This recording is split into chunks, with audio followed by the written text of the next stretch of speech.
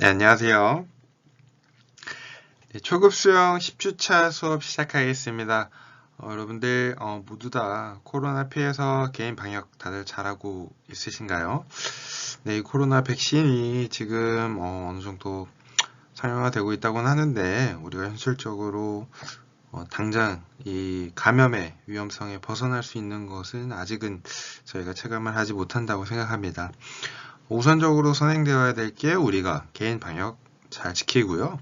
그리고 조금은 불편하더라도 공공장소에서 마스크 최대한 많이 착용해 주시고 손소독 그리고 집에 와서는 꼭 손발 닦는 그러한 기본적인 안전 그리고 감염 이런 거에 대한 예방은 꼭 필요하다고 생각됩니다.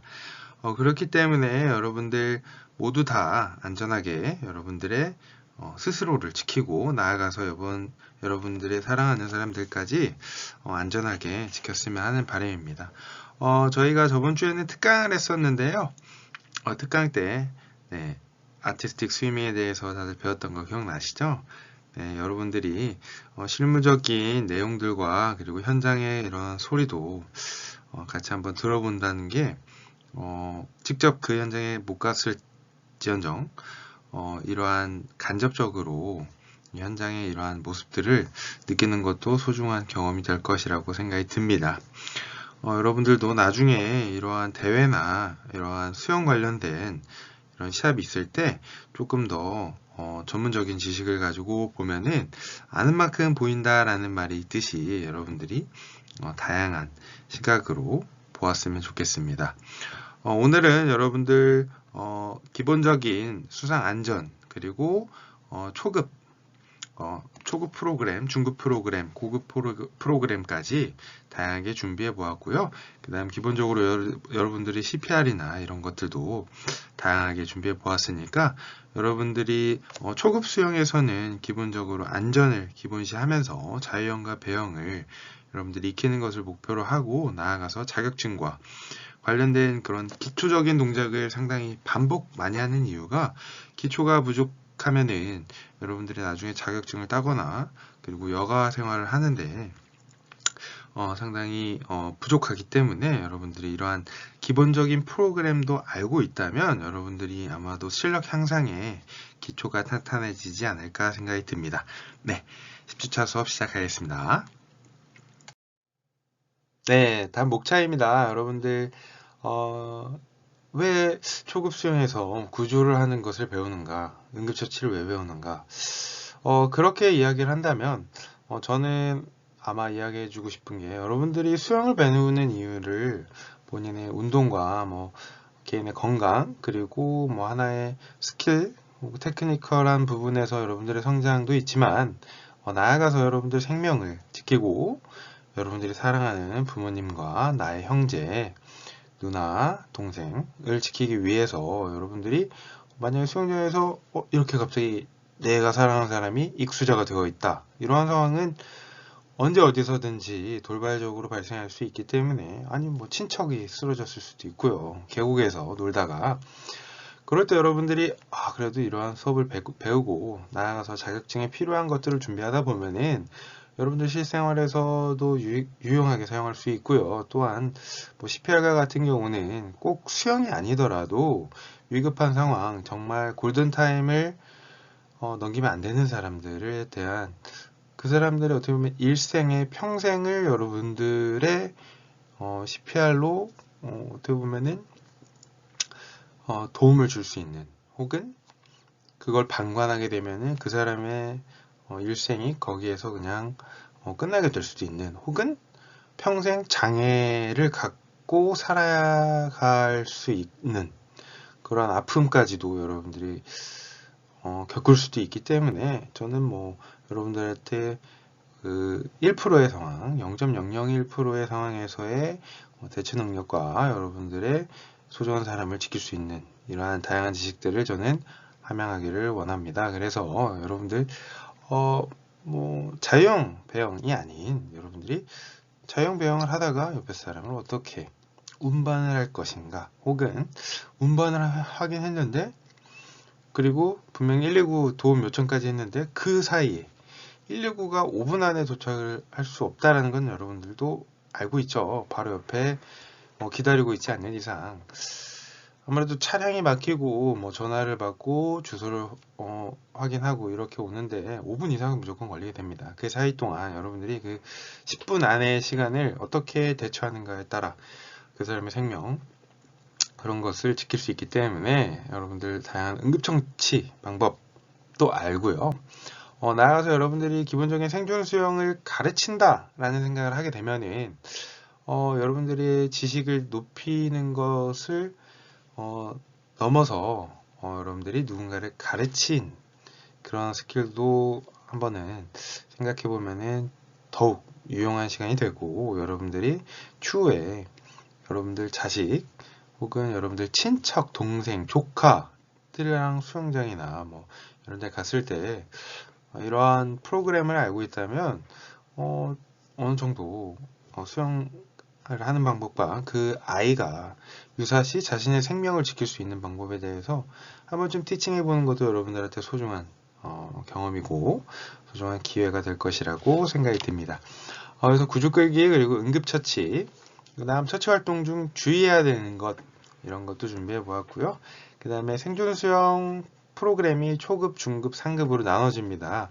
현재 어떻게 보면 WTO에서 세계보건기구에서 수상안전 그리고 그러한 교육을 의무화했습니다. 그래서 요즘 초등교육에 무조건 들어가는 게 생존수영이 들어갑니다.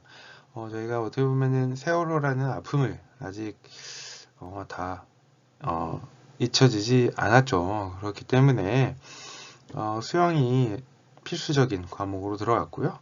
그래서 여러분들이 어떻게 기초적인 걸 티칭할 것인가 라는 것도 한 번쯤 알아보는 시간이 되었으면 좋겠습니다. 네, 구조 끌기입니다. 여러분들 어떻게 내가 이 사람을 구했는데 아무래도 물의 깊이가 깊지 않은데 전제가 따릅니다. 척추 부상자가 아니라는 전제하에 이 사람을 어떻게 안전한 곳으로 옮길까 라는 방법 한 번쯤 생각해 보셨나요? 네, 아마 잘 모르고 어떻게 해야 될지 좀 막연하신 분들이 많을 거라고 생각합니다. 저 또한 처음에 몰랐을 때 그랬고요. 같이 글을 읽어보면은 익수자를 안전한 곳으로 운반하면 최대한 빠른 시간 내에 응급처치를 하기 위해서 물 밖으로 이동시켜야만 합니다. 수면 밖으로 나온 동작은 지형, 그리고 의료지원팀, 근접성, 구조요원의 체격과 힘, 보조자의 유무, 익수자의 체격과 상태, 부상 등의 다양한 영향들을 많이 받겠죠. 여러분들 단순하게 생각할 게 아니고 어떻게 이 익수자를 아마 의식이 없는 익수자일 수도 있고요. 조금은 의식이 있을 수도 있고 그런 다양한 상황에서 어떻게 하는 게 조금 더 효율적으로 구할 수 있을까 한번 같이 생각해 보면 좋겠고요. 여기서 말하는 동작은 출수와 기구를 사용하여 끌어올리기 라고 하고요. 상황을 평가하여 가장 적합한 유형을 결정하도록 합니다. 같이 사진을 보게 되면은 그림 8-26 지탱구조라고 표현을 합니다. 이렇게 익수자를 구조자가 이렇게 목 뒤로 팔꿈치를 이렇게 지탱해서 그렇게 같이 이동하는 형식이고요. 아무래도 아예 의식이 없는 사람은 지탱 구조로 이동시키기 좀 쉽지 않겠죠. 그렇기 때문에 밑에 사진과 그리고 오른쪽 사진을 보게 되면은 손목을 잡아서 구조하는 사람의 자신의 손목을 꽉 잡아서 어떻게 보면 매듭처럼 꽉 잡고 뒤에서 이렇게 끌어서 하는 방식이죠. 근데 구조하는 사람이 50kg고 익수자가 100kg라면 아마 끄는데 상당히 힘들겠죠. 혹은 불가능하거나요. 같이 뒤로 넘어져 버릴 수도 있겠죠. 그때는 아무래도 주변 사람들한테 도움을 청하거나 그러한 방법이 또 필요하겠죠. 그 다음 두 번째 방법은 8-28번을 보면은 구조 요원이 익수자의 손목을 잡아서 지탱하는 모습입니다. 어떻게 보면은 팔을 조금 이렇게 업 시킨 다음에 손목을 잡아서 하는 동작이고요. 지금 보시는 것처럼 남성의 외국인 남성의 체격이 상당히 좋은 체격으로 보여서 대략 한 80에서 90kg 정도 나가는데 여성 구조원분께서 이렇게 조금씩 끌면서 네, 이렇게 구하는 모습입니다. 2인 운반에서 구조원 2명이 익수자의 다리를 한 명이 들고 한 명은 뒤에서 앞에서 설명드렸던 방법으로 이렇게 2인이서 네, 운반하는 방법이 있습니다. 아무래도 뭐 체격이 크고 뭐 그런 전 국가대표 야구 그 농구 선수였던 서모 씨처럼 길고 막 100kg가 넘어가는 분들이면은 아무래도 좀 힘들겠죠. 그렇기 때문에 여러분들이 그런 상황, 그리고 보조자의 유무, 그리고 본인의 힘, 이런 것도 모두 다 종합적으로 생각하고 판단해야 되는 부분입니다. 네, 다음은 구조 끌기입니다. 구조 끌기 앞에서 조금 손목 잡거나 2인에서 구조를 하거나 이런 방법들이 있었는데요. 척추 부상의 증상이 없는 익수자를 가능한 빨리 안전한 곳으로 이동시킬 때는 구조용법과 겨드랑이 끌기 등 두 가지 기술 방법을 간단하게 소개해 드리겠습니다. 구조용법은 호흡과 의식이 있는 익수자를 수영장 가장자리나 해변으로 옮길 때 쓰는 구조용법을 이야기하고요. 한 팔로는 익수자 또는 구조부양장치를 잡고 다른 팔로는 한 팔로 당기기를 합니다. 이때 발차기는 가위차기, 평형발차기 또는 로터리킥을 사용해서 이렇게 구조를 하고요.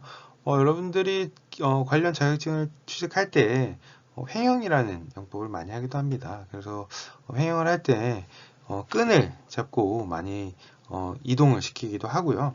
한 팔로 횡형으로 끈을 높게 잡아서 그 튜브가 물에 가라앉지 않게 높게 잡고 당겨줍니다. 그리고 한 팔로는 호흡을 위해서 물을 당기면서 호흡을 하고 그 다음 앞으로 나아갈 때는 고개를 뒤로 돌리면서 나의 요구 조절을 바라보고 물의 저항을 최소한으로 하기 위해서 뒤를 바라보면서 그 다음 가위차기, 네. 그 횡형의 발차기, 가위차기를 해주면서 앞으로 쭉 나아갑니다. 그래서 이 동작이 어떻게 보면은 쭉 뻗었다가 그리고 당기면서 호흡하고 그 다음에 쭉 팡 차주고 이러한 방식으로 영법을 하게 되는데요. 나중에 우리가 고급 수영을 하고 만약에 수영장에 갈 수 있게 된다면 이 횡형도 하게 되면은 여러분들이 진짜 조금은 처음에는 상당히 머리에서 머리는 알겠는데 몸은 잘 따라주지 않는 상황, 어떤 상황인지 아시나요? 팔은 이렇게 하고 다리는 또 이렇게 해야 되고 이쪽 팔은 당겨야 되고 뭔가 한 3가지를 해야 되니까 약간 조금 어떻게 보면 팔다리가 좀 이렇게 맞지 않기도 하고 그렇게 하는데 여러분들도 몇 주만 연습을 하게 되면은 어느 순간 호흡도 하면서 앞으로 쭉 나아가기도 하고 네, 그렇게 여러분들도 영법 연습을 처음부터 다 잘할 수 없겠죠. 여러분들도 태어나서 바로 뛰시진 않았겠죠. 네, 세발 자전거도 바로 자전거를 탈 수 없듯이 걷다가 넘어졌다가 다시 일어나서 걸었고 자전거를 타다가 넘어졌다가 다시 또 자전거를 탔듯 혹은 롤러스케이트를 처음부터 슉슉슉 타거나 스케이트보드를 바로 탔던 사람은 한 번도 없겠죠. 혹시나 있으시다면 네, 정말 영재이신 거긴 한데요. 하나하나 넘어지면서 그리고 하나하나 구분 동작으로 이쪽으로 중심을 잡아보고 그리고 이쪽으로 밸런스를 해보고 한 발 한 발 그리고 차근차근 그리고 구분 동작으로 쉬운 동작을 반복 숙달하고 그게 확실히 여러분들 머릿속에 파지가 되었을 때 그 반복 숙달에서 나아가서 한 동작 더 그리고 이게 또 협응 과정이 조금 불응이 이루어지면 다시 또 1단계 팔만 한번 왼팔만 당겨보고 다시 왼팔만 당겨보고 그 다음 왼팔 당기면서 그 다음 오른팔로 쭉 밀어주고 이런 식으로 여러분들이 하나하나 순차적으로 천천히 배우다 보면은 여러분들도 횡형도 할 수 있고요. 자유형 배영은 쉬운 편이라고 생각할 정도로 반복 숙달을 하다 보면은 여러분들도 다 할 수 있고 여러분들은 무한한 가능성을 가지고 있기 때문에 저보다도 훨씬 더 잘할 수 있다고 저는 믿습니다. 다음은 겨드랑이 끌기입니다. 제가 이거는 제가 이걸 많이 보여드리는 이유 중에 하나는 제가 수상인명구조사 자격증을 땄을 때 이러한 것들이 테스트 내용입니다. 그래서 제가 이 사진 두 개를 꼭 준비했던 이유가 횡형으로 어떻게 보면 요구조자, 익수자를 가상으로 한 명 눕혀서 물 위에 이렇게 떠 있고요. 그 다음에 스트라이드 점프를 통해서 들어간 다음에 요구조자에게 다가가고 그 다음에 이야기하고 그 다음에 구조하는 이러한 과정들이 다 여기 시험 보는 내용들입니다. 그렇기 때문에 제가 이 사진들을 꼭 넣었고요. 이렇게 뒤에서 접근을 한 다음에 중간 과정은 좀 자세한 거 생략한 상황입니다. 뒤에서 접근을 한 다음에 레스큐 튜브를 이렇게 바크를 채우고 그 다음에 구조자가 뒤에서 양손으로 요구조자, 익수자의 겨드랑이 쪽을 이렇게 듣고 그러면 발차기는 평형킥을 해도 되고요. 고급 수영에서 나중에 배울 때 평형킥을 내가 왜 배우지? 그러면 이렇게 구조할 때도 사용되는 킥이기 때문에 배웠구나. 좀 더 평형의 필요성을 좀 더 한번 느끼게 될 수도 있겠죠. 그래서 혹은 로터리킥을 통해서 발을 계속 이렇게 밀어주면서 본인도 떠 있고 그리고 요구 조작까지도 이렇게 밀면서 같이 뒤로 이렇게 구조하는 과정입니다. 이때의 장점은 뭐가 있을까요? 제가 지속적으로 익수자의 호흡이 유지되고 있는지 그리고 얼굴이 막 물 안에 들어가 있는데 이렇게 끌면 안 되겠죠. 네. 구조를 물속에서 이렇게 하면 안 되겠죠. 네. 익수자가 호흡을 잘 유지하고 있는지 익수자의 상태를 지속적으로 관찰하면서 이런 평형킥이나 로터리킥을 통해서 계속 지속적으로 관찰하고 이 사람이 지금 좀 빨리 구조해야 되는지 혹은 조금 호흡을 유지하고 있는지 이런 것을 어떻게 보면 구조자가 배려를 통해서 이렇게 익수자를 알 수 있는 방법입니다. 상당히 자격증에서도 필요한 동작이고 여러분들이 이렇게 미리 조금 봐놓으면 나중에 여러분들이 시험을 보거나 이런 구조에 대해서 배울 때 여러분들한테 도움이 될 것 같아서 이러한 내용들을 꼭 준비해 보았습니다. 응급처치입니다. 이미 많은 반복으로 알고 있지만 당황하게 되면 그리고 실제 그 상황에 놓이게 되면 하지 못하는 경우가 많습니다. CPR 중 C는 심장을 뜻하고요. P는 폐, 그리고 R은 소생시키다 라는 영어의 약자로 CPR이라고 합니다. 심폐소생술은 수상구조뿐 아니라 한치 앞을 알 수 없는 상황에서 우리가 필수적으로 알아야 하는 응급처치법입니다. 일반인은 의료 행위를 할 수 없으며 의약품 사용과 응급처치 방법에서도 제한적인 요소가 있습니다.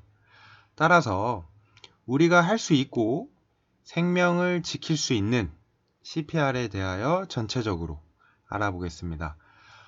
첫 번째 사진을 보면 현장의 안전과 상황을 확인하는 사진입니다. 이후 요구조자의 어깨를 두드려 의식을 확인하고 도움 요청으로 주변 사람에게 119 신고 요청을 합니다. 의식 확인으로 5초에서 10초가량 상태를 보고 듣고 느끼며 확인합니다. 이후 가슴 압박 30회, 깊이는 5cm에서 6cm, 5에서 6cm를 그리고 분당 100에서 120회 속도로 실시합니다. 1초에 2번 정도라고 생각하면 좀 이해하기 편하겠죠. 다음 기도 개방으로 요구조자의 이마와 턱을 잡고 기도 개방을 실시합니다. 이후 구조호흡 2회, 이러한 사이클로 앞에 이야기했던 가슴 압박, 기도 개방, 구조호흡 2회를 멈추지 않고 계속 해야 합니다.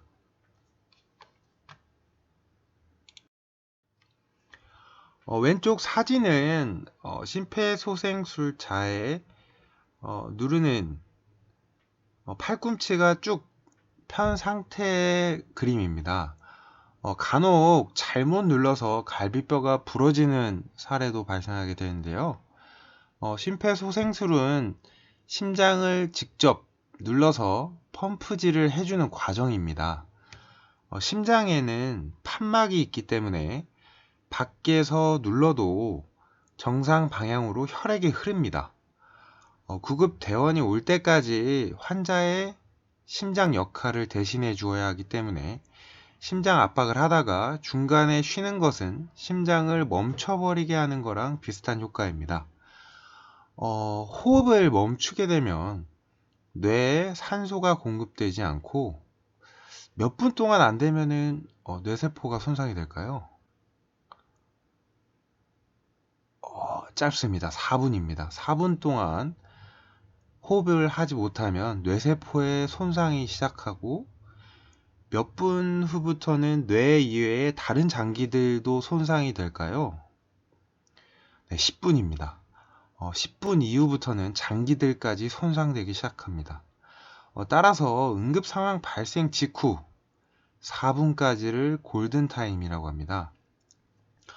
2010년 심정지 환자 50% 중 CPR을 실시하는 경우는 몇 프로일까요? 1.4%에 불과합니다. 그러면은 98.6%는 주변에서 CPR을 하지 않았다는 거죠. 그리고 생존율은 2.4%입니다. 선진국의 경우 20%에서 30%라고 하니 정말 10배 정도 차이가 납니다. 그러니 우리가 꼭 숙지하고 우리 주변의 소중한 생명을 꼭 지키길 바라겠습니다.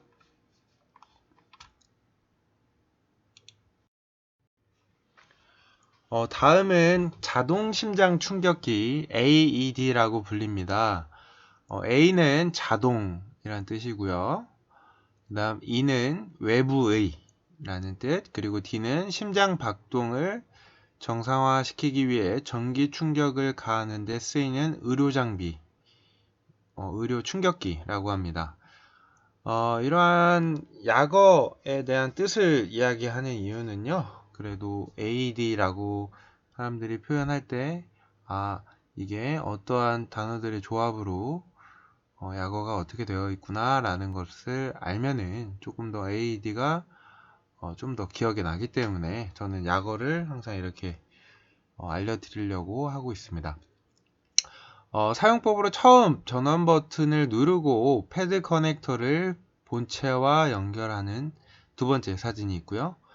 이후 패드를 요구조자에게 부착을 합니다. 어디에 붙일까요? 네, 세 번째 사진처럼 왼쪽 그리고 오른쪽에 붙였는데요.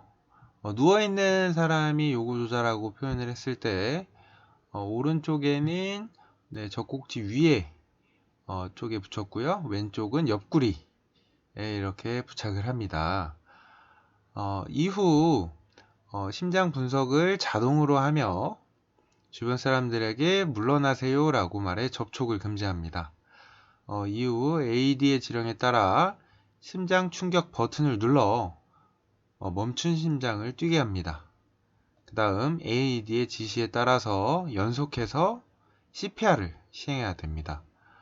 앞에서 설명했듯이 외부 충격을 통해 혈액을 지속적으로 흐르게 해줘야 됩니다. 골든타임은 몇 분이라고 했었죠? 네, 4분이기 때문에 쉬지 않고 응급차인 119가 도착하기 전까지는 계속 CPR을 계속 해줘야 됩니다. 다음은 기도 폐쇄가 된 성인에게 응급처치를 하는 방법입니다. 만약에 여러분이 자유형, 계곡에서 자유형을 막 하다가 입으로 이렇게 호흡하다가 물에 있는 이물질을 순간적으로 흡입하게 되면 순간적으로 당황해서 위급한 상황으로도 갈 수 있습니다. 이럴 경우 환자에게 도움에 대한 동의를 처음엔 구해야 됩니다. 이때 저는 응급처치 교육을 받은 사람입니다. 도움을 드릴 테니 침착하세요 라고 요구조자한테 동의를 받아야 됩니다. 그 다음 이후 요구조자의 후방에 위치하고 주먹을 쥔 손이 요구조자의 명치 아래 위치하고 다른 한 손으로는 주먹을 감쌉니다. 양 다리는 앞과 뒤로 위치를 하고 대각선 방향으로 이렇게 위치하고 복부 밀어내기로 기도폐쇄에 대한 응급처치를 실시합니다. 1초에 한 번 5회 실시합니다. 이후 이물질이 나올 때까지 환자의 상태를 지속적으로 관찰해야 합니다. 이물질이 나오면 요구조자에게 가까운 병원으로 이동하여 진찰을 받을 수 있도록 관리해야 합니다. 만약 응급처치 중 의식을 잃는다면 119에 신고하고 다른 사람들에게 위급 상황을 알린 후 앞에서 배운 CPR을 즉시 실시해야 합니다.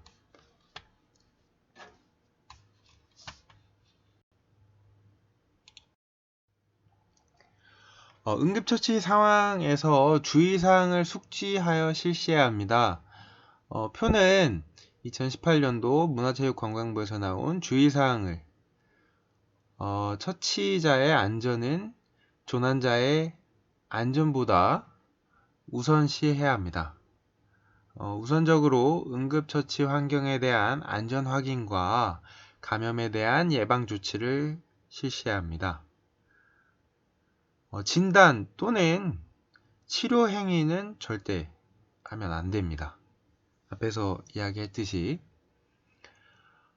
부상자에 대한 평가와 처치는 보수적인 관점에서 실시해야 됩니다.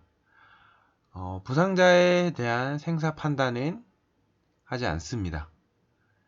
그리고 부상자에게 응급처치 전 설명을 통하여 동의를 얻어야 합니다.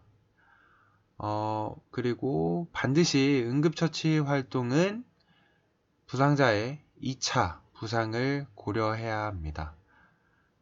아까 이야기했듯이 갈비뼈가 부러진다던가 혹은 또 2차 부상이 야기하기 때문에 이런 걸 주의해야 합니다. 그리고 원칙적으로 의약품의 사용을 하지 않습니다. 또한 정당한 사유 없이 응급처치를 중단하지 않습니다. 그리고 이후 사고 현장에서 원칙적으로 부상자 이동을 절제해야 합니다. 이러한 이유는 사고 현장에서 또 요구조자를 이동을 하다가 혹시 뇌출혈이나 혹은 더 그 상태가 악화될 수 있기 때문에 이러한 주의사항이 있고요. 아무래도 전문적인 지식을 갖고 있지 않은 상황에서 생명을 살리려고 한 그러한 선의의 활동이 의도치 않게 혹은 요구조자가 의도하지 않은 상황에서 강압적으로 실시하게 되면은 발생하는 문제들 때문에 이러한 주의사항 혹은 이런 가이드라인이 나온 것 같습니다. 모두 이러한 주의사항을 한 번 더 생각해보고 그런 상황이나 이런 것을 판단해야 될 것 같습니다. 다음은 생존 수영 프로그램에 대하여 소개해 드리겠습니다. 생존 수영의 필요성은 앞에서 충분히 언급했었고요. 이런 생존 수영의 선진국인 독일의 경우 수영을 교육 차원이 아닌 생활의 일부분으로 생각하고 평생의 활동으로 인식되었습니다. 예를 들어 우리나라의 국영수 교육만큼 중요하게 다뤄지고 있습니다. 독일 국민들은 수영을 못하는 것은 인생에서 중요한 의미를 잃는 것과 같다고 받아들입니다. 여러분도 독일 국민들과 같이 수영을 조금 더 내 인생에서 꼭 필요한 그리고 의미를 이렇게 두는 게 조금 더 좋을 것 같다는 의미에서 이렇게 독일의 예시를 들었고요. 생존 수영 1단계 초급에서는 안전교육과 물속에서 걷기, 첫 번째 사진처럼, 그 다음 점프하기, 이렇게 물에 적응하는 과정, 이후 세 번째 사진처럼 물속에서 숨 참기 혹은 물속에서 눈뜨기를 해서 적응력을 키우는데요. 눈뜨기 같은 경우는 강압적으로 하면 안 됩니다. 왜냐면은 개인마다 눈의 각막의 면역력이나 또 수질 상태가 상당히 다르기 때문에 눈뜨기는 가급적 수질 상태나 개인의 선호도 이런 거를 고려해서 해야 됩니다. 강압적으로 하면 절대 안 됩니다. 그 다음 현장 상황에 맞게 물속에서 공놀이 혹은 물에서 술래잡기 등 이런 다양한 물놀이가 필요합니다. 제가 처음 수영장에서 물에 빠져서 안 좋았던 트라우마도 있었지만 저는 중학교 때 제 또래들 친구들과 여름에 저는 수영장을 갔습니다. 수영장 가서 숨참기 놀이도 하고 물속에서 친구들이랑 장난도 치고 물 안에서 가위바위보도 하고 저에게는 그러한 적응력 그리고 그러다 보니 물이 좋아졌고 그러다 보니 수영이 재밌고 이렇게 처음에 이 초급 프로그램이지만 이게 굉장히 중요한 것 같습니다. 물속에서 보내는 시간이 즐거워야 하는 게 가장 기초지만 가장 중요한 부분 같습니다.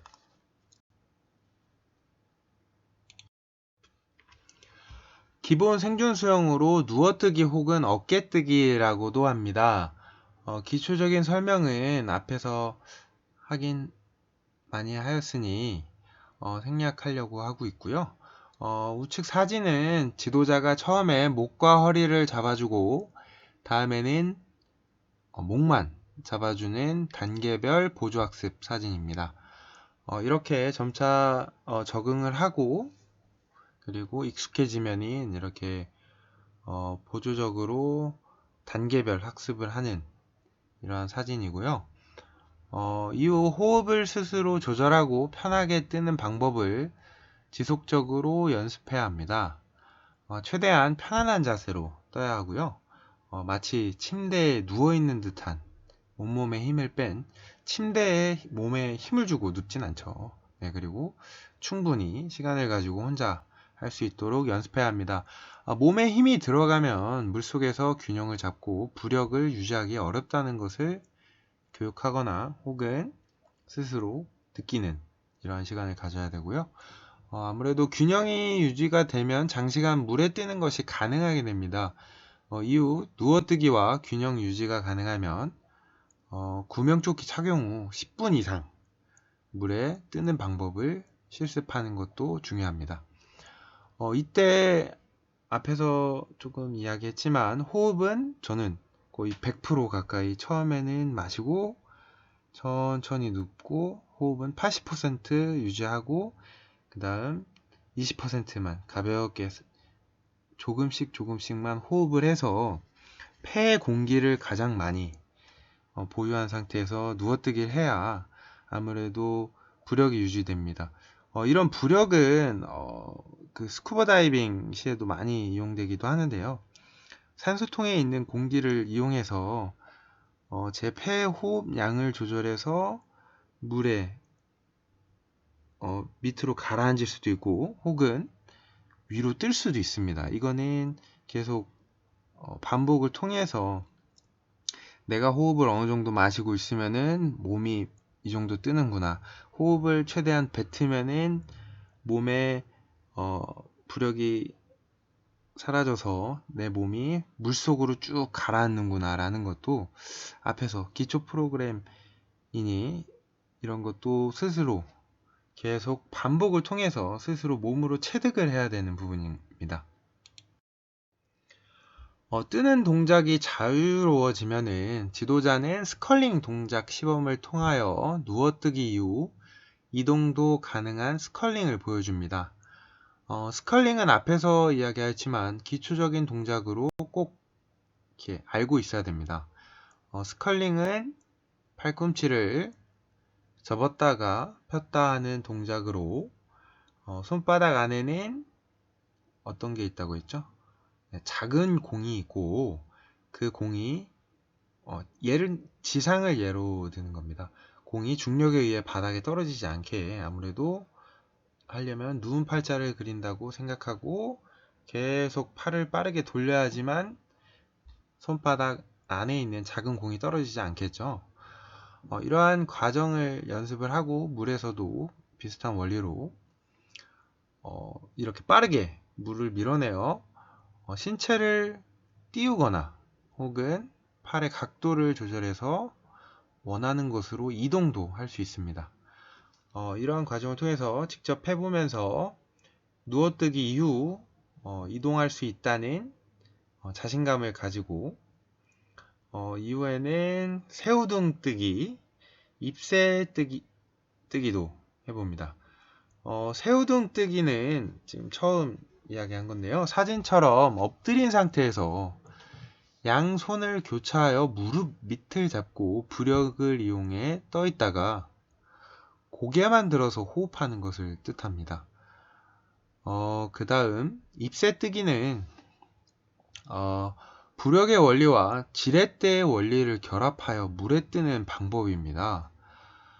팔과 다리를 이용해서 지렛대처럼 중심을 잡고 호흡을 통하여 장시간 물에 떠 있는 자세입니다. 잎새뜨기에 대한 사례가 있는데요. 2017년 8월 3일 인천 대청도 해변에서 중학생 김대원 군이 물놀이 도중 너울성 파도에 휩쓸려 순식간에 해변으로부터 800m나 빨려 들어갔으나 잎새뜨기 자세로 2, 3m의 파도를 30분 동안 견뎌낸 끝에 해경구조대에게 의해 구조된 사건이 있습니다. 굉장한 잎새뜨기죠. 오른쪽 밑에 사진은 아이 유아가 잎새뜨기 자세를 익히는 장면입니다. 이 자세가 되게 별거 아닌 자세 같았는데 이 자세가 조금 이렇게 생명을 구할 수 있는 대단한 자세로 조금 보이지 않나요? 생존 수영 2단계 중급 프로그램에서는 입수 방법과 출수 방법 등을 교육하고 앞에서 배웠었던 코로 호흡 내쉬기 가 물 밖에서 입으로 호흡 마시기 이 있습니다. 이후 물속에서 호기심을 느낄 수 있는 장난감과 같은 놀이로 자연스럽게 머무르는 시간을 늘려갑니다. 제가 앞에서 이야기했었던 물속에서 가위바위보 하기, 물속에서 말하기 이런 것도 예시고요. 물속에서 호흡하는 조절을 하면 내가 생존할 수 있다라는 인식을 심어주어 공포심이 생기지 않도록 하는 게 굉장히 필요합니다. 수영장 측면에서 혹은 편안한 발차기 연습도 하고요. 그 다음 이런 과정에서 또 저희 자유형에서 배웠죠. 플러터킥, 이렇게 깃발이 나부끼듯이 바바바바박 차는 게 아니고 플러터킥을 조금 알려주고 익히는 과정도 필요하고요. 몸에 힘을 빼고 스스로 동작이 이루어지도록 유도하는 것이 중요하고 익숙해지는 게 중요합니다. 그 다음 이러한 발차기가 익숙해지면 수영장 측면을 잡고 자유형 팔 돌리기 이 스트로크에 대해서도 그냥 돌리는 동작 자체가 조금 익숙하지 않기 때문에 한 팔 돌리고 다음 팔 이런 돌리는 연습을 해야 합니다. 이후 물에 들어가서 킥판을 잡고 발차기 연습을 합니다. 킥판을 잡고 연습할 수 있도록 지도자가 옆에서 이야기도 해주고 그리고 이렇게 잡아주기도 하고 그게 익숙해지면은 맨몸으로 자유형 발차기도 할 수 있도록 연습해야 하고 지도자는 알려줘야 됩니다. 다음 물에서 킥판을 잡고 자유형 팔 돌리기 연습을 합니다. 그게 또 익숙해지면 킥판 없이 자유형 팔 돌리기 연습을 합니다. 이러한 연습은 굉장히 디테일하지 않아서 완벽한 자유형 연습보다 생존에 적합하게 그런 걸 너무 신경 쓰지 않고 편안한 생존 영법이 가능하도록 연습해야 합니다. 생존 수영의 자유형은 자세나 호흡보다 앞으로 나아가는 데 집중하고 물의 공포심을 이겨내고 말 그대로 살아남을 수 있는 기초적인 영법입니다. 자유형을 배운 사람은 티칭하는 방법에 대하여 이렇게 복습도 해보고 자유형을 처음 하는 사람은 이러한 순차적인 방법을 통해서 생존 수영에 대한 영법을 터득해야 합니다. 생존 수영 2단계 중급 프로그램 중 배영입니다. 처음 누워뜨기 후 균형을 유지하고요. 지도자는 옆에서 누워뜨기 후 균형 유지를 알려주고요. 이거를 실행하는 자는 균형을 유지하고 호흡에 집중을 해야 됩니다. 이러한 과정은 배영을 배우기 위한 준비 과정이고요. 이렇게 서로 역할에 대해서도 생각해보고 배우는 사람의 입장에서도 생각해보길 바랍니다. 수영장 측면에서 배영 발차기 연습합니다. 이것도 같은 맥락으로 플러터킥으로 깃발이 나부끼듯 차야 됩니다. 그냥 위아래로 단순하게 차는 게 아니고 플러터킥을 차도록 해야 하고요. 배영 발차기 연습을 통해 편안한 발차기가 되도록 연습해야 합니다. 다음은 누워뜨기를 한 상태에서 가슴 부위에 킥판을 잡고 배영 발차기로 이동하는 연습을 합니다. 연습을 통하여 배영 발차기가 플러터킥이 되고 호흡이 가능하게 되면 그 다음 킥판을 사용하지 않고 발차기만 연습합니다. 배영 팔 돌리기 연습할 시에는 한 손은 킥판을 잡고 팔을 머리 위로 올려 팔 돌리기 연습을 하고 다른 팔 번갈아 가면서 충분히 연습한 이후 호흡 조절과 롤링 스트로크가 자연스러워지면 킥판 없이 배영을 연습하게 됩니다. 다음은 누워뜨기 이후 스컬링으로 이동 및 방향 전환입니다. 앞에서 배운 누워뜨기 이후 스컬링으로 이동하거나 방향 전환을 합니다. 스컬링에 대해서는 아까 이야기했었죠. 네. 어떻게 했었죠? 팔꿈치를 접었다 폈다. 그리고 손바닥에는 작은 공. 그리고 무슨 모양을 그린다고 했죠? 누운 팔자 모양. 그리고 기본적인 스컬링은 물을 어느 방향으로? 아랫 방향으로 보내서 그 다음은 평형 연습 과정에 대한 전반적인 설명입니다. 평형은 아직 저희가 배우지 않았기 때문에 가볍게 원리만 듣고 넘어가는 정도 합니다. 평행의 원리가 로타리 킥과 조금 일치하는 부분이 있어서 나중에 많이 도움이 될 거라고 생각됩니다. 지도자는 평형이 생존 수영에 가장 적합한 영법이라는 것을 이야기하고 왜 평형이 가장 적합한 영법일까요? 설명하였듯이 대칭형 영법으로 아무래도 킥을 한 이후 리커버리 할 시간이 많기 때문에 적은 에너지 소비에 장점이 있습니다.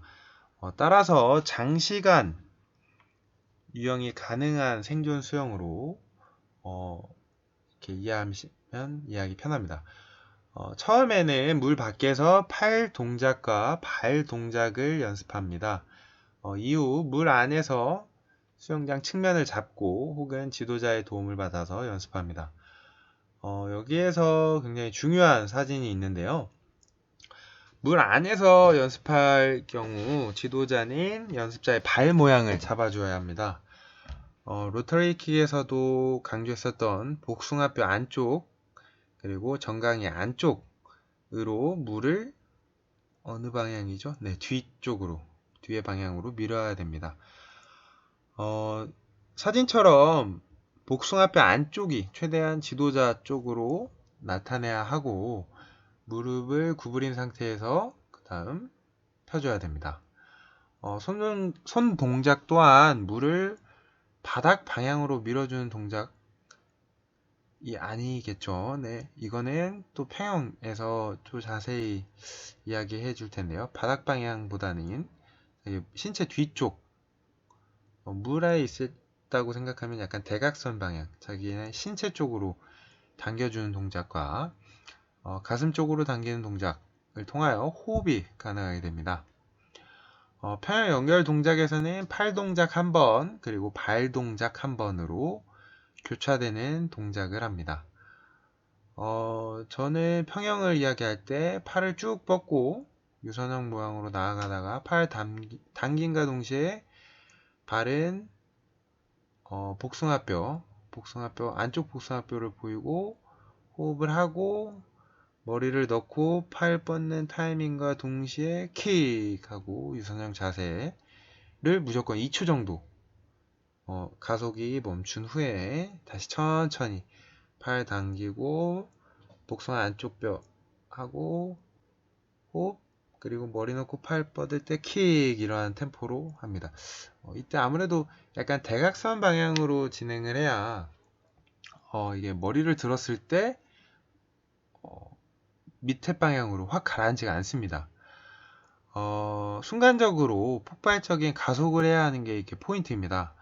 평소에는 힘을 쭉 뺐다가 필요한 동작에서만 빠르게 폭발적으로 하는 게 포인트입니다. 팔 동작과 호흡은 굉장히 간결하게 해야 하고요. 저도 처음 평형 발차기를 하면 평형 발차기 동작 자체가 일상생활에서 쓰이지 않은 하체의 안쪽 근육이 굉장히 많이 사용하게 됩니다. 그래서 굉장히 어색하고 물을 미는 느낌이 아예 안 듭니다. 처음에 저도 그랬고요. 그래서 굉장히 많은 연습이 필요한 평형 발차기입니다.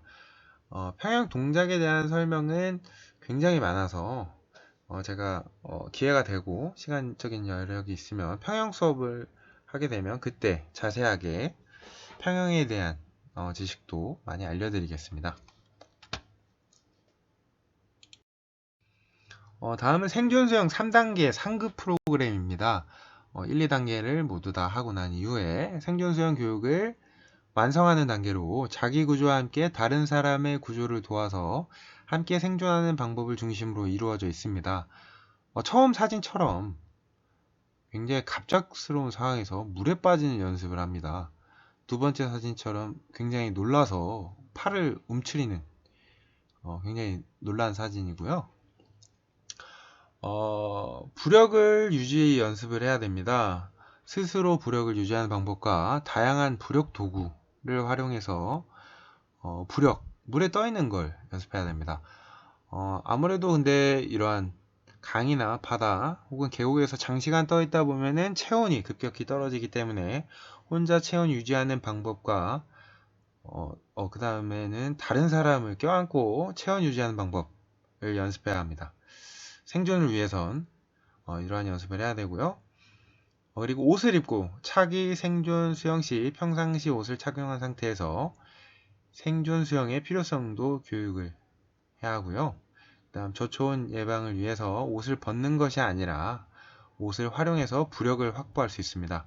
여기에 음성 부력과 양성 부력이란 용어가 나오는데요.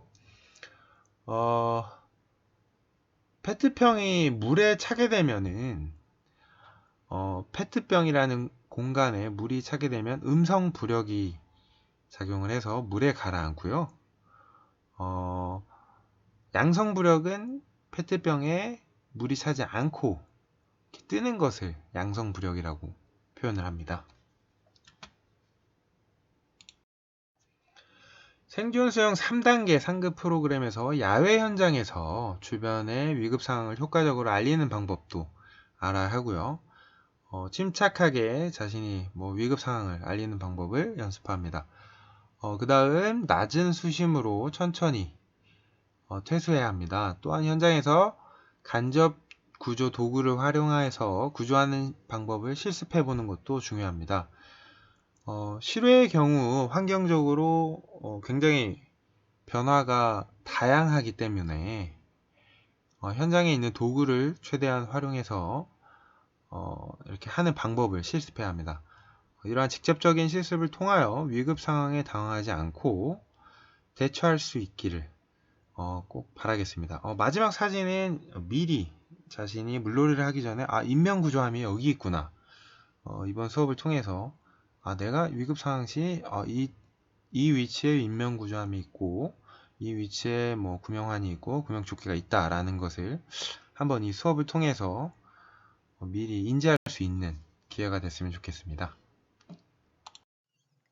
네, 지금까지 여러분들 생존 수영 프로그램과 뭐 구조 끌기 그리고 여러분들 CPR에 대해서도 한번 같이 알아보는 시간이었습니다.